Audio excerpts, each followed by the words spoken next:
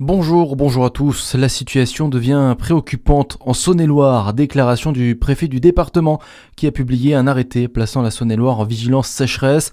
Pas de restriction d'eau pour le moment. En revanche, le préfet rappelle que l'économie d'eau doit être un souci quotidien pour l'ensemble des usagers du département. Il n'a pas beaucoup plu en avril et le phénomène s'est accéléré avec une semaine de forte chaleur. Quel avenir pour l'hôpital de Dole? Hier, son conseil de surveillance a décidé d'une direction commune avec le CHU de Besançon. L'un des principaux objectifs, c'est le déplacement régulier de médecins bisontins vers l'établissement dolois. Concrètement, le directeur de l'hôpital Pasteur est délégué du directeur du CHU de Besançon.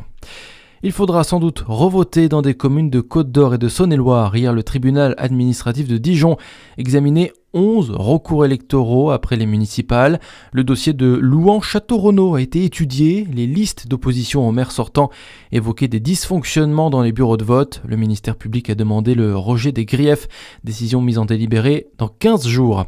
Dans le reste de l'actualité, plus de 38 degrés, notamment dans les Landes à Bégard ou près de 38 à Angoulême. Le gouvernement s'est réuni hier afin de travailler à un plan d'endurance pour l'été. L'occasion pour le Premier ministre de faire passer le message que ce n'est pas à l'État de tout gérer lors de cette vague de chaleur. On écoute le ministre des Transports Philippe Tabarot qui s'est exprimé à l'issue de cette réunion. Les systèmes étaient déjà en place. Chaque été se prépare, chaque situation se prépare. L'État n'est pas responsable de tout sur tous les sujets. Et puis il y a les acteurs locaux aussi, que ce soit les opérateurs, je l'ai dit, pour le transport, que ce soit les collectivités locales pour le bâti scolaire, qui doivent jouer pleinement leur rôle également. L'État est là en soutien, mais ce sont eux qui sont en première ligne dans ces périodes difficiles. Et il n'y a plus que 11 départements en vigilance orange canicule, sont concernés Paris, sa petite couronne ainsi que la façade atlantique. Les 2 Français disparus en mer au Maroc ont finalement été retrouvés sains et saufs. L'alerte avait été donnée dans la nuit de dimanche à lundi.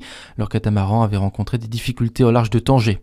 Du tennis, le 3e tour de Roland-Garros débute aujourd'hui. Un seul Français sur les cours, Quentin Halys, qui affrontera le numéro 3 mondial, l'Allemand Alexander Zverev. Hier, Arthur Rinderknecht et Elsa Jacquemot ont été éliminés. Et puis, avec ces fortes chaleurs qui ont touché la région Bourgogne-Franche-Comté, il est toujours temps de s'inscrire au registre des personnes vulnérables. La ville de Dijon appelle les personnes âgées, isolées ou fragilisées à s'enregistrer auprès du CCAS. Même si vous l'avez déjà fait l'année dernière, il faut renouveler l'inscription tous les ans.